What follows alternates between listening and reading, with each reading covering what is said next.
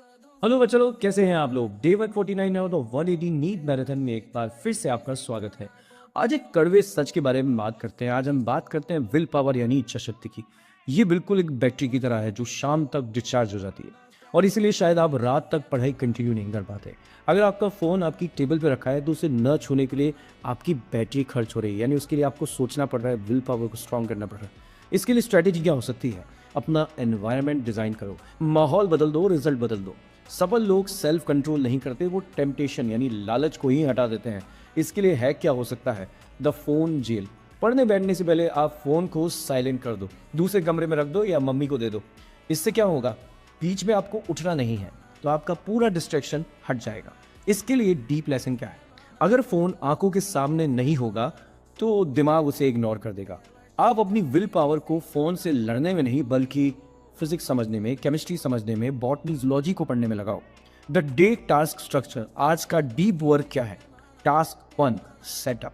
अपना study environment साफ करो, फोन को 2 घंटे के लिए जेल में डाल दो, ऐसा एक्सपेरिमेंटली करके देखो। Task 2 sprint.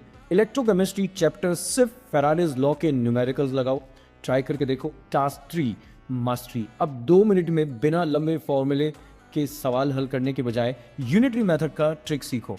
ये यूनिटरी मेथड क्या है? हम बात करते हैं subject mastery. Faraday's law, the Q equal to N F logic. Physical chemistry सिर्फ रटने से नहीं होगा, कुछ लॉजिक भी चलाना पड़ेगा। फैराडेज लॉ के सवाल में बच्चे W इक्वल टू ZLT लगाते हैं, फिर इक्विवेलेंट मास निकालते हैं और फिर 5 मिनट बर्बाद करते हैं। तो फिर क्या करें? इसके जगह हम क्या कर सकते हैं? सिर्फ मोल कंसेप्ट लगाओ और मैक्सिमम सवाल हल हो जाएंगे। लॉजिक क्या है? 1 mole electron is equal to 1 Faraday charge. बस ये याद रख लो, 1 मोल इलेक्ट्रॉन पर चार्ज 1F96500 होता है। The trick charge is equal to valency into Faraday. अगर आपको 1 मोल मेटल को जमा या डिपॉजिट करना है तो सिर्फ उसके चार्ज n को देखो। चलिए इसे कुछ एग्जाम्पल से समझते हैं। सबसे पहला एग्जाम्पल है सोडियम। इसमें +1 चार्ज है तो 1 मोल सोडियम के लिए 1F चाहिए। Example number 2 calcium 2+, that is +2 charge. यहां 1 मोल कैल्शियम के लिए आपको चाहिए 2F।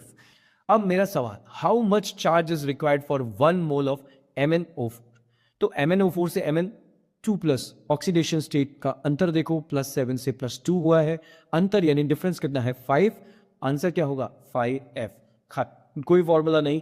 आज का टास्क, इलेक्ट्रोकेमिस्ट्री के 10 सवाल सिर्फ इस n फैक्टर वाले लॉजिक से करिए, देखिए कितने सवाल आपके सही होते हैं।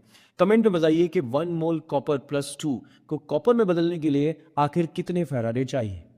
तो हिंट आपके पास में है, इस वीडियो को दोबारा देखिए। मिलते हैं कल डे 148 पर। मैं हूं प्रतीक सर और फॉलो करना ना भूलिए प्रतीक सर बाय।